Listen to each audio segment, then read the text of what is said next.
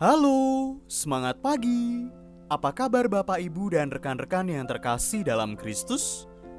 Semoga karena kasih Allah, anugerah kesehatan dan kegembiraan senantiasa bersama kita dan keluarga kita di rumah.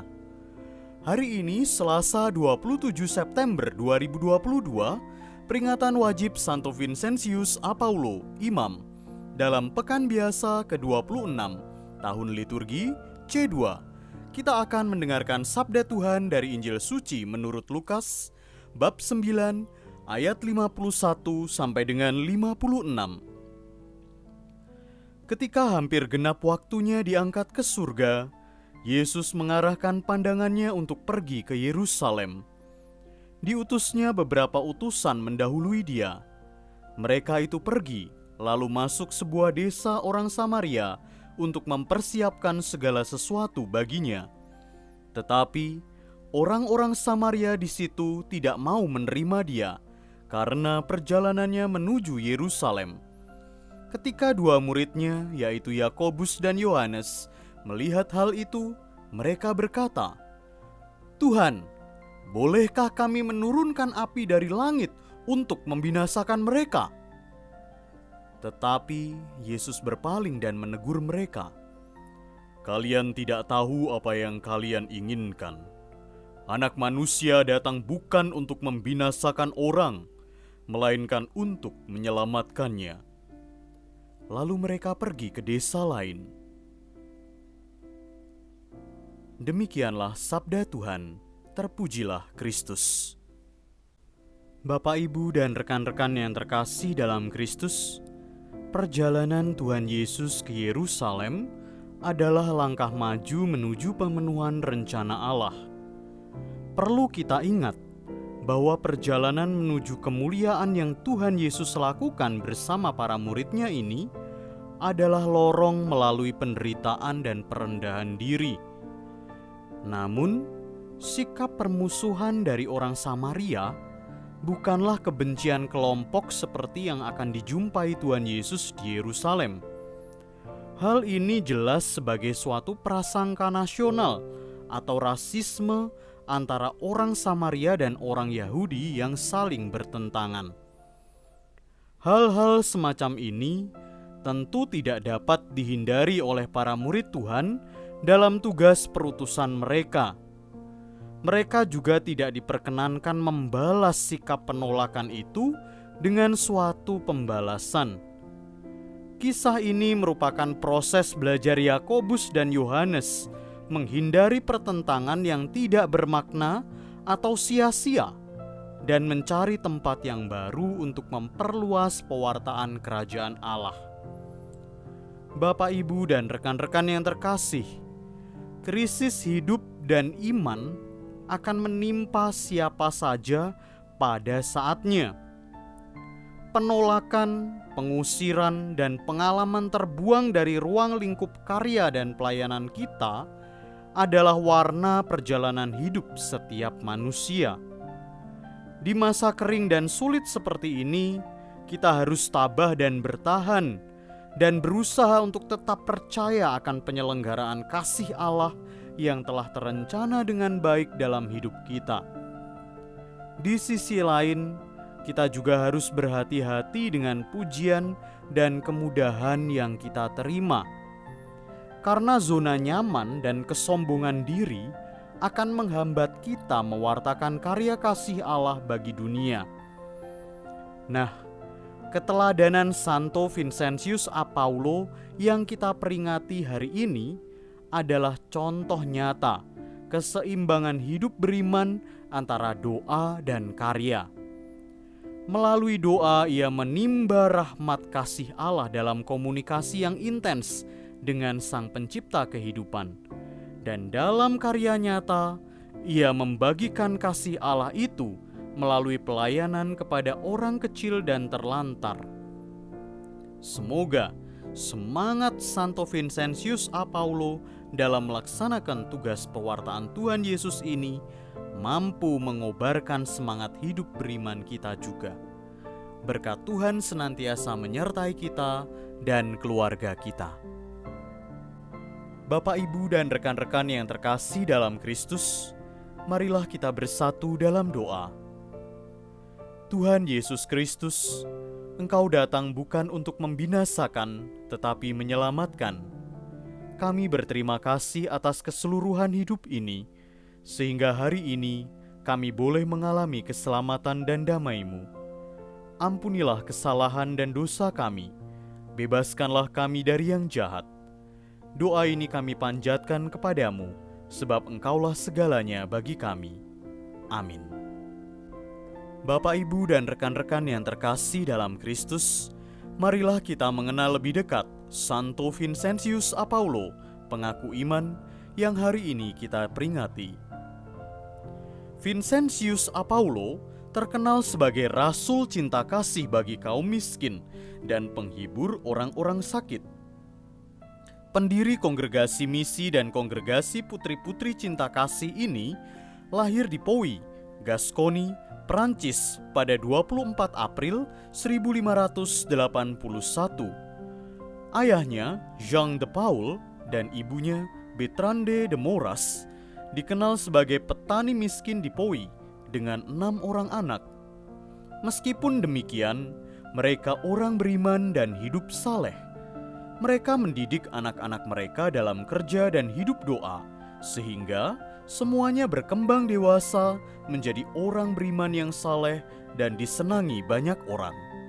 Vincentius dikenal cerdas, namun tidak bisa bersekolah karena ketidakmampuan orang tuanya membiayai sekolah.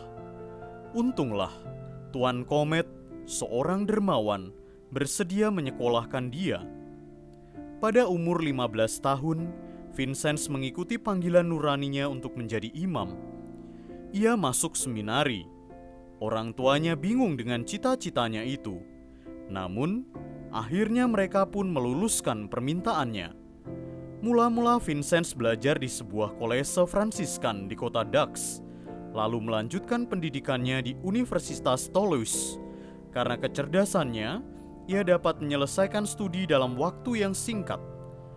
Pada tahun 1600, ketika berusia 20 tahun, ia ditahbiskan menjadi imam, sambil melanjutkan studi hingga meraih gelar sarjana teologi di Universitas Toulouse pada tahun 1604. Pada tahun 1605, dalam perjalanan pulang seusai studi, kapal yang ditumpanginya disergap bajak-bajak laut dari Turki di Laut Tengah.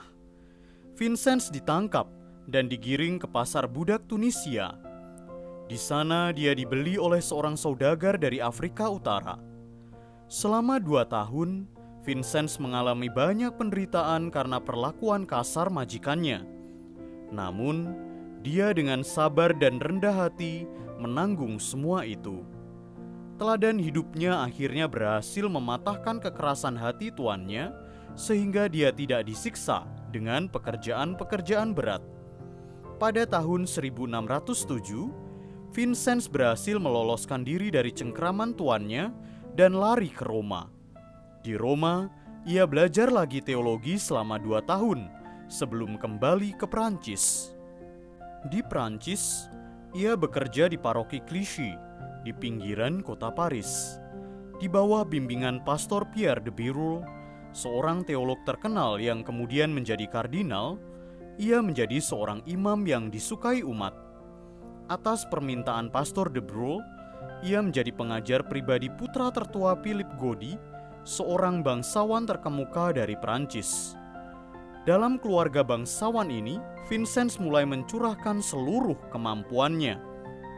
Ia tidak hanya mengajar, tetapi juga memberikan bimbingan rohani kepada para petani yang bekerja di perkebunan-perkebunan keluarga Gondi di Champagne dan Picardy.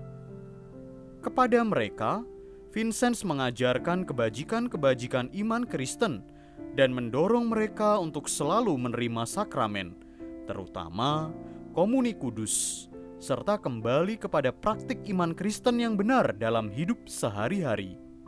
Pada 1617, Vincent diangkat sebagai pastor paroki Catillongleng, Dombers.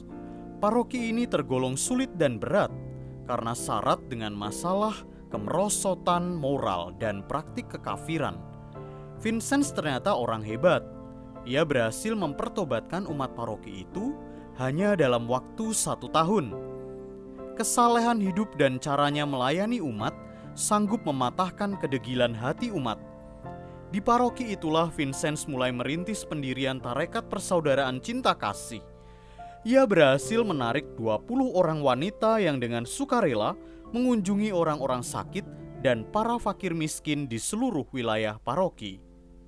Menyaksikan prestasi Vincent, Jean-François de Gondi, Uskup Agung Paris, dan saudara kandung Philippe Gondi meminta Vincent mendirikan sebuah tarekat misioner untuk mewartakan Injil dan melayani sakramen-sakramen di seluruh wilayah keuskupannya. Tarekat misioner ini kemudian dikenal luas dengan nama Kongregasi Imam untuk Karya Misi atau Kongregasi Misi. Imam-imam dalam kongregasi ini lazim juga disebut imam-imam Lazaris. Pada mulanya mereka bermarkas di Collège des Beaux Enfants yang dipercaya kepada Vincent oleh Uskup Agung Jean-François de Gondi. Masalah besar yang dihadapi Vincent ialah kurangnya persiapan imam-imam diosesan Perancis untuk tugas-tugas pastoral. Untuk mengatasinya, Vincent mulai melancarkan program pembinaan rohani khusus untuk para calon imam yang akan ditahbiskan. Untuk itu, ia memindahkan pusat karyanya ke Biara Santo Lazarus di Paris atas dukungan kepala biara itu.